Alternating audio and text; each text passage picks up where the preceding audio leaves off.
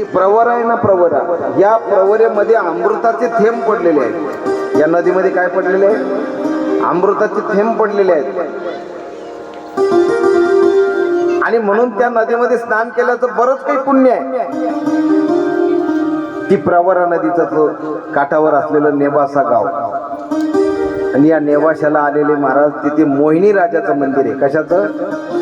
मोहिनी राजाचं मंदिर आहे. भगवान परमात्म्याने जो मोहिनी अवतार धारण केला होता ना, त्याचं सुंदर मंदिर आहे, प्राचीन मंदिर आहे, एकदम जुनं मंदिर आहे.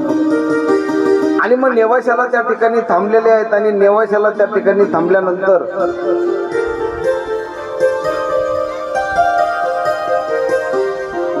रस्त्याने चालता चालता महाराज रस्त्याच्या कडेला झाडाच्या खाली सगळे चारी भावंड त्या ठिकाणी बसलेले, दिव्य असं तेज आहे त्यांचं. त्यांच्याकडे पाहिल्यानंतर कोणी नतमस्तक होईल असं त्यांचं स्वरूप आहे. आणि मग सगळीकडे चर्चा झालीच होती की चारी भावंड नेवाशामध्ये आलेले. कर्म धर्म संयोगाने त्या दिवशी सच्चिदानंद बाबांची अंत्ययात्रा चालली होती महाराज. प्रेत यात्रा चालली. ती प्रेत यात्रा चालल्यानंतर पूर्वी काय व्हायचं? सती जायचं. म्हणून त्या माऊलीने काय केलं? सगळा सतीचा सगळा अलंकार वगैरे सगळं धारण केलं होतं.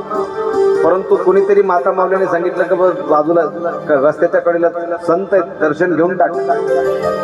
म्हणून ती गेली आणि तिने ज्ञानोबरांचं दर्शन घेतलं महाराज. चारी भावंडाचं दर्शन घेतलं आणि ज्ञानोबरांनी आशीर्वाद देऊन टाकला महाराज. सौभाग्यवती भव. सच्चिदानंद बाबांच्या पत्नीने विचारलं, नेमका हा आशीर्वाद दिला तुम्ही खरा, पण तो या जन्मात दिला का गेल्या पुढच्या जन्माचा देत आहे? असं का बोलता आई साहेब? म्हणजे एका बाईने सांगितले, अहो म्हटले माऊली तिच्या नवऱ्याची अंत्ययात्रा चालली, म्हटले शेवटची यात्रा चालली, प्रेत यात्रा चालली, मरण पावला. म्हटले तो मरण पावला, खाली ठेवा म्हटले प्रेत खाली ठेवायला लावलं. विचारलं माऊलींनी, म्हटले असं कसं काय होईल? मला जो ज्यांनी बोलवलं महाराज त्या विश्वभराने माझ्या मुखातून शब्द पाठवले, सौभाग्यवती भव. मग मरण कसं काय पावेल? ज्याचं नाव सच्चिदानंद आहे तो मरणच कसा? ज्ञानोबरा आले, ती प्रेत खाली ठेवायला लावलं. ज्ञानोबरांनी फक्त दृष्टी टाकली महाराज. कृपा कटाक्ष न्याहाळी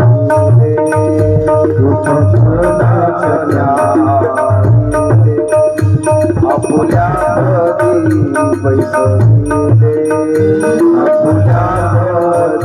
बैसविले बाप रखुमा देवी वरो विठ्ठले, बाप रखुमा देवी वरो विठ्ठले. भक्ता दिले वरदान, भक्ता दिले भक्ता दिले वरदान, भक्ता दिले वरदान.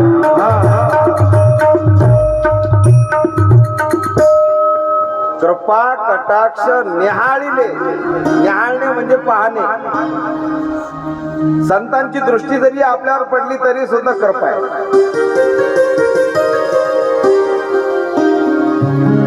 कारण कृपा करण्याची सुद्धा काही पद्धत आहे. काही स्पर्श शक्तिपात होतो, काही दृष्टी शक्तिपात होतो, काही शब्द शक्तिपात होतो. तो शक्तिपात होतो आणि आपल्यावर समोरच्यावर कृपा होते. म्हणून संतांच्या सन्मुख जाऊन बसावं महाराज, नाही का? संतांच्या बाजूला नाही बसवावं, समोर बसावं. कृपा कटाक्ष निहाळिले आपुल्या पदी बैसविले बाप रखुमा देवी वरो विठ्ठले, भक्ता दिले वरदान. आणि नुसतं कृपा कटाक्ष टाकला ज्ञानोबरांनी. ज्ञानोबराय बोलले, सच्चिदानंद बाबा उठा. आणि जसा मनुष्य झोपेतून उठतो ना महाराज, तसा प्रेतावरील ते सच्चिदानंद बाबा उठून बसले, डोळे चोळतायत. आणि पाहिलं तर समोर मूर्ती दिसली महाराज. कोणती? कैवल्याचा पुतळा प्रगटला भूतळा, चैतन्याचा जिव्हा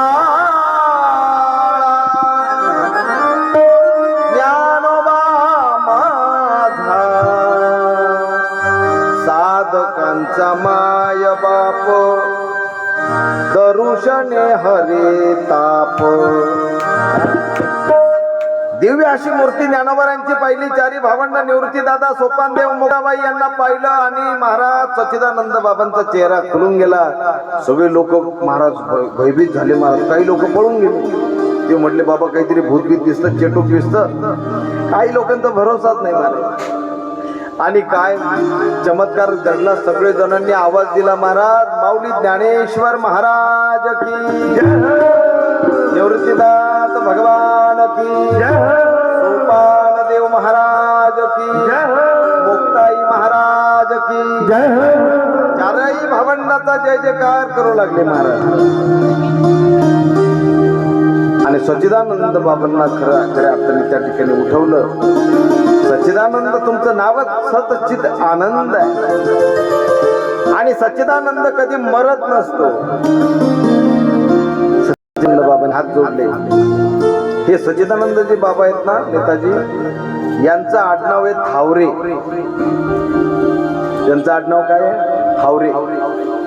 आमचे जे आजोबा होते ते आजोबा या सच्चिदानंद बाबांच्या कुळातील, त्यांच्या वंश परंपरेतील गुरु परंपरा आहे.